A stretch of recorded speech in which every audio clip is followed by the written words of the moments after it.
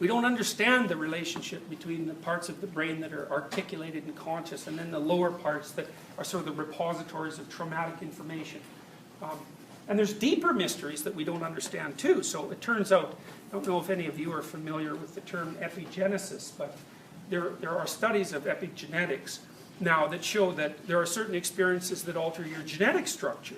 And well, we know that partly because when, like, if you put yourself in a new situation, a radically new situation, new genes will turn on inside of you, and they'll code for new proteins, and they'll build new structures for you. So new neurological structures sometimes, and that's part of how you can adapt. And it's also part of the reason why banging yourself against various obstacles, you know, in a kind of systematic way, is a good way of expanding your range of capabilities. So we know that experience can turn new genetic processes on that are sort of latent prior to that. But what we didn't know was that some of those experiences transform your genetic structures in a way that you can transmit to your children.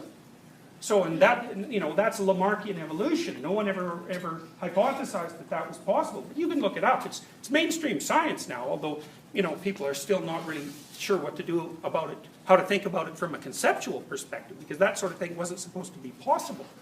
So, you know, so we have no idea to what level of being your experiences can be encoded. And we really don't know how you encode experience anyways. We don't know what the fundamental structures of your memory are, how that's associated with your conceptions of time and space, and how that's related to your ongoing experience. Like, those things are deeply mysterious to us.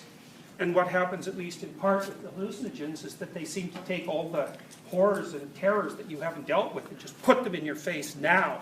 And that's part of the shamanic experience. And so it's not something for people to take lightly. And, you know, and generally, people don't.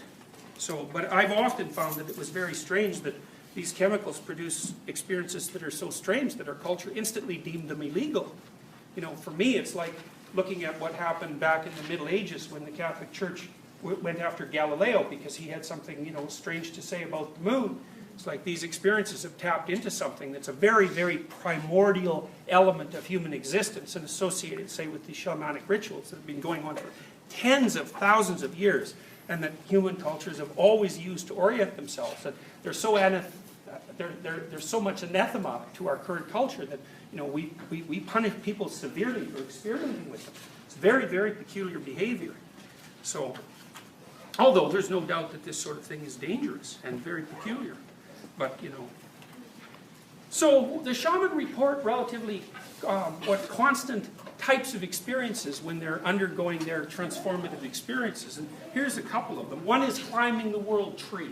We've already talked about the world tree. And what that seems to be, if you look at the reports of the shaman, is that their consciousness seems to be able to move itself up and down levels of analysis that aren't necessarily available to you in your normal state of consciousness. Now, whether or not that's a real phenomenon or whether or not it's part associated with the dream isn't exactly clear. So, part of it is, for example, that, you know, the shaman become convinced that they can communicate with things like plants at a very fundamental level. But they are also capable of, when they climb up the tree, for example, of entering sort of the realm of their ancestors and communing with them. And I just read a book here recently about the revival of Mongolian shamanism. And the Mongolian situation is kind of interesting because it was a pretty archaic culture. And then the Soviets came in there and like communized it, you know, which was sort of economically useful, but socially it was an absolute catastrophe because the Soviets were murderous beyond belief. And then in 1989 they just left. And so the Mongolians, like, they were completely up in the air then because their traditional culture had been fragmented and, you know, the whole communist thing was a bust.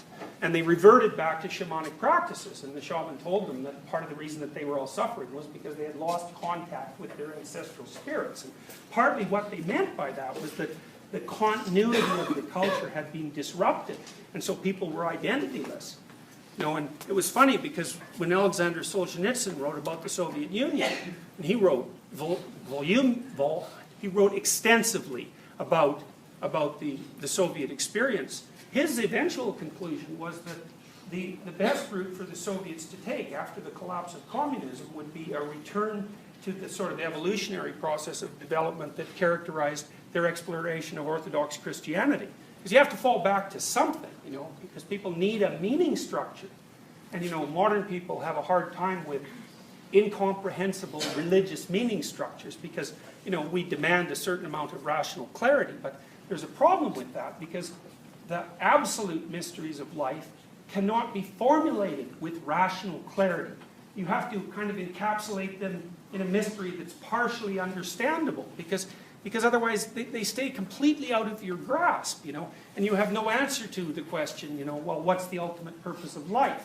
You know, well, you're not going to be able to get that answer in a really tight box, you know, that you could open up and it's just going to provide all the answers. It's going to be murky, partly because it has to apply to everyone. But the fact that it's murky and symbolic in a sense and sort of multifaceted doesn't mean it's unnecessary or wrong.